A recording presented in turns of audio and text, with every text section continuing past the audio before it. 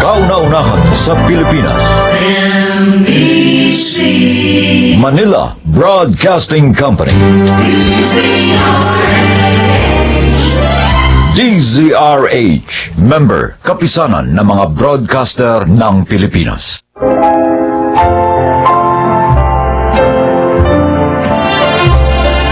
Magandang araw po mga giliw naming tagapakinig. Maririnig natin ang kwento ng isang lalaki na matagal na ikinulong ang sarili sa rehas ng nakaraan. Siya ay si Danson. Bago ko nakilala ang asawa ko ngayon, meron akong naging karelasyon kung saan ako nagkaroon ng isang anak. Subalit dahil hindi ko pa alam noon kung paano bumuo ng isang pamilya, tinakasan ko ang aking responsibilidad. Wala akong kaalam-alam. Nahahabulin ako ng pagkakamaling yun hanggang ako ay nabubuhay. Pasensya ka na muna. Ito lang ang kinita ko ngayong araw sa maghapong pamamasada. Mahal ng gasolina eh. Nagbigay pa ako ng boundary kay Dagul. Hindi ka pa rin ba nakakahanap na ibang trabaho? Wala pa rin eh. Danson, kailangan nating magdoble kayod ngayon. Nag-aaral na sa elementarya ang dalawa nating anak. Oo nga, pasensya ka na. Ginagawa ko naman ang lahat. Kung saan-saan ako nag-a-apply. Pati nga boy sa gasolinan, pinatulang ko na. Kaya lang, wala talagang tumatanggap sa akin eh. Ay, kakarampot din ang kinikita ko sa paglalabada. Paano natin may tataguyod ang pamilya natin kung ganitong sitwasyon natin lagi? Nagbabayad tayo ng upa, nagbabayad ng ilaw, tubig. Ang daming kailangan bayaran, tapos kita natin kakarampot. Kakausapin ko si Dagul bukas. Baka maaaring tulungan niya akong makahanap ng maayos na mapagkakakitaan. Ay, ilang taon na tayong nagsasama pero ganito pa rin ang uri ng buhay natin. Isang kahig, isang tuka.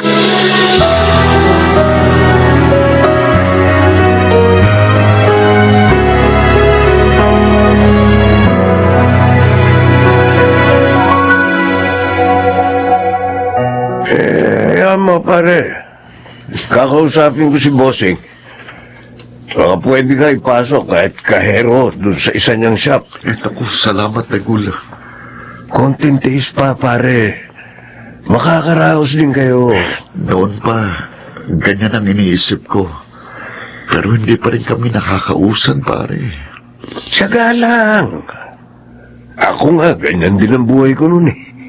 Buti na lang natuloy sa abroad si Mrs. Kaya kahit paano, nakagiginhawa na kami ngayon. Teka pare. Si Maring Mona, ayaw mo ba mag-abroad? Papanong dalawang bata? Sino mag-aalaga? Pareho pa namang babae. Yung nanay mo. Naku, matanda na si nanay. Pare, kung gusto niyo makaahon sa buhay, kailangan niyo subukin lahat ng paraan.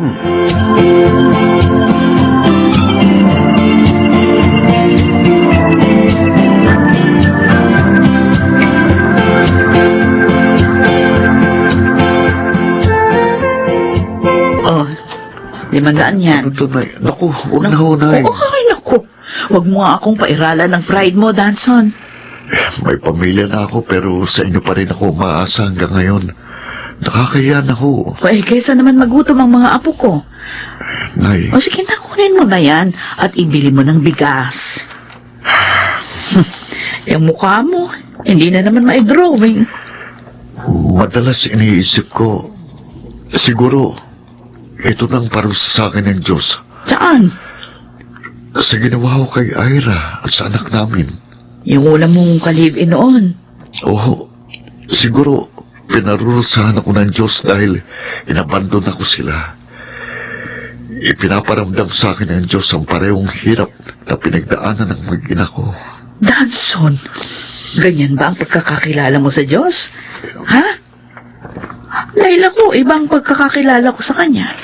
Ang alam ko, punong-puno ng pagkahabag sa atin ng Panginoon at ayaw niyang nahihirapan ng kanyang mga anak. Pero kung ganyan ang naiisip mo, Marahil, may kailangan kang gawin. Ano po yun, Nay?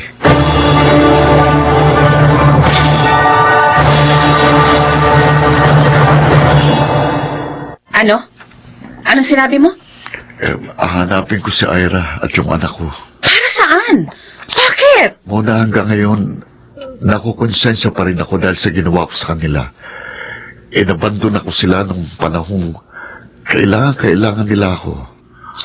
O ngayon, kapag nahanap mo sila, anong gagawin mo? Susuportahan mo yung anak mo? Hindi mo nga kami mabigyan ng maayos na buhay. Daragdagan mo pa yung responsibilidad mo. Hindi naman. Hingi lang ako ng tawad sa kanila. Sa tingin mo ba, papayag ang dati mong karelasyon na hindi mo sila sustentuhan? Baka nga matagal ka na rin hinahanap nun eh. Kapag nagpakita ka sa kanila, baka ipakulong ka pa niya o kaya hut-hutan ka ng pera. Hindi naman siguro. Paano kung oo, Aber? Anong gagawin mo? Mona, Ang mabuti mong gawin, maghanap ka ng maayos na trabaho. Nang sa ganun, guminawa ang buhay natin. Hindi yung puro ka konsensya.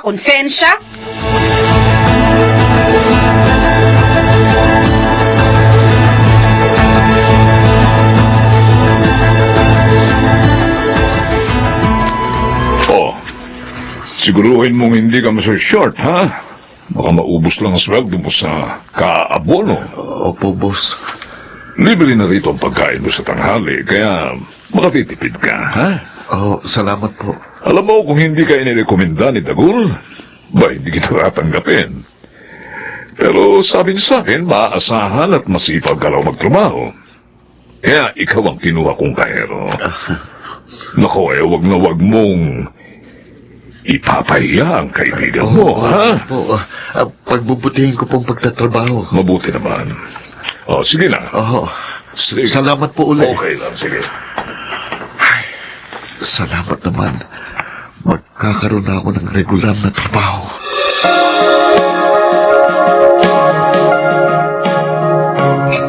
Nagtatrabaho ka na maghapon, namamasada ka pa ng tricycle sa gabi.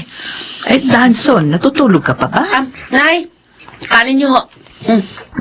Kain po kayo. Ayos lang ako, Nay. Aba Mona, saan ka pa makakahanap ng asawa na ganyang kasipag? Nagpapasalamat nga po ako dahil nakakuha na siya ng matinong trabaho. Kahit hindi ho ganun kataas ang sweldo, pero medyo magaan na po ngayon ang takbo ng buhay namin. Tapos na akong kumain. Maiwan ko na kayo, Nay. Salamat po sa pagbisita niyo rito sa amin. At ito sa mga dala niyong grocery, ho. Sige na't lumakad ka na't mahuli ka pa sa trabaho niya. Nay, kain lang ho kayo, ha? Ay, Ito pa. nahanap na ba yung una niyang nakarelasyon, si Ira? Ho? Ang alam ko hinahanap niya ang kanyang mag-ina.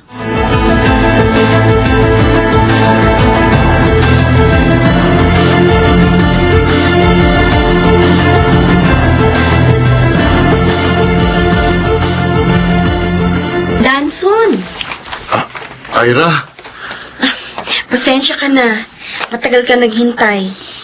Naka-work from home kasi ako May kausap ako kaninang kliyente. ayos lang. Ano, kumusta ka na? Ang tagal natin hindi nagkita. Buti eto't nagkaharap na tayo. Teka, bakit mo nga pala ako hinanap? Ira, Gusto mo bang makita yung anak mo? Naku, mamaya pa yung darating. Nagtitraining sa archery. ganun ba? Teka lang ha, ikukuha kita na maiinom. Huwag na. Ah? Talaga lang hinanap kita kasi gusto kong humingi ng tawad. Hanggang ngayon kasi nakukonsensya pa rin ako sa ginawa ko sa inyong mag-ina. Naku, nakalipas na yun. Oo, nung una nagalit ako sa'yo, pero may mga pangyayari talagang sa una, kala natin dihado tayo. Pero may mas mabuti palang kahihinatnan. Dahil nga sa nangyari, mas naging wais akong babae. Kaya tingnan mo, nakahanap ako ng asawa, mabait, responsable. Kaya tinanggap ko na hindi tayo para sa isa't isa. At may ibang planong Diyos. Totoo bang sinasabi mo? Oo. Wala naman akong sama ng loob sa'yo. Ang totoo, gusto rin sana kitang hanapin para makita ka ng anak ko. Ah, Kasi alam niya namang hindi ang asawa ko ngayon ng tatay niya. Kaya lang, hindi ko alam kung paano kita makukontak. Mabuti na lang, hinanap mo kami.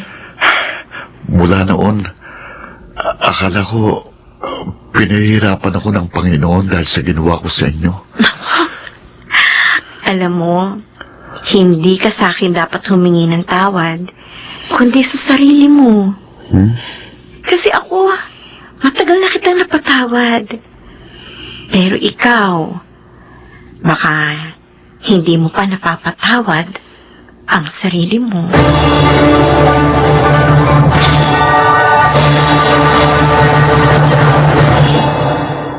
Saan ka galing? Sa ex mo? Nahanap mo na sila?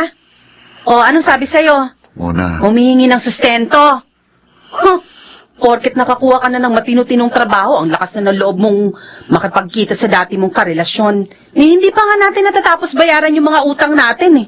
alam mo, Mona, sa totoo lang, baka nga ako pang sustentuhan niya kung nakita niyang ganitong klase ng buhay natin. Oh, ano? Oo, mayaman ang napangasawa ni Ira. May maayos din siyang trabaho. Sa madaling sabi, hindi niya ako kailangang kututan ng pera gaya ng iniisip mo. Di mabuti. Hindi mo kasi ako naunawaan eh. Hinanap ko sila para gumaan ang pakiramdam ko. Para magawa ko ng bagay na dapat noon ko pag ginawa. Ang makahingi ng tawad sa kanya. At mapatawad na rin ang sarili ko. Kung hindi ko sila hinanap, siguro habang buhay kong papasanin ang pagkakamaling minsan kong nagawa. Habang buhay kong isiping lahat ng hindi magandang nangyayari sa akin at sa ating pamilya ay kaparusahan sa akin ng Diyos dahil sa ginawa ko sa aking mag-ina. Pero ngayon naisip ko, mali ang lahat ng iniisip ko. Pasensya ka na. Gaalala lang kasi ako. Siyempre, hindi ko naman alam kung anong magiging resulta ng desisyon mo. Ngayon, alam mo na. Ngayon, pareho na tayong makakatulong ng mahimbing sa gabi. Kumain ka na ba? Kumain na tayo. Hinintay kita kaya hindi pa ako naghahapunan. Mona, pangako, gagawin ko ang lahat para makaahon tayo sa hirap. Maawain ng Diyos. Tutulungan niya tayo.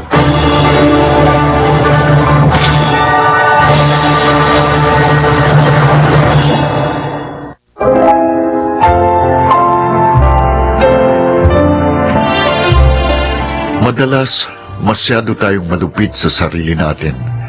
Pero tama si nanay. Ang Panginoon, mahabagin at hindi niya gustong pahirapan ang kanyang mga anak. Sa mga pagsubok na hinaharap natin, nais niyang matuto tayo para mas maging matatag at wais tayong tao. Dahil sa karanasan kong yun, natutuhan ko kung gaano kahalaga ang pagtanggap sa ating nagawang pagkakamali. Paghingi ng tawad sa mga taong nasaktan natin. At higit sa lahat, ang pagpapatawad sa ating sarili. Ako po si Danson, at ito ang aking buhay. Ang Panginoon ay laging nakahanda upang tayo ay patawarin. Gayon din sana tayo sa ating kapwa at sa ating sarili. Mga nagsiganap, Jenaline de la Cruz, Lionel Benamin, Chiquit del Carmen Amor, Rosana Villegas, Jun Ligaspi, at Phil Cruz sa papel na Danson. Naglapat ng angkop na tunog, Jerry Mutya.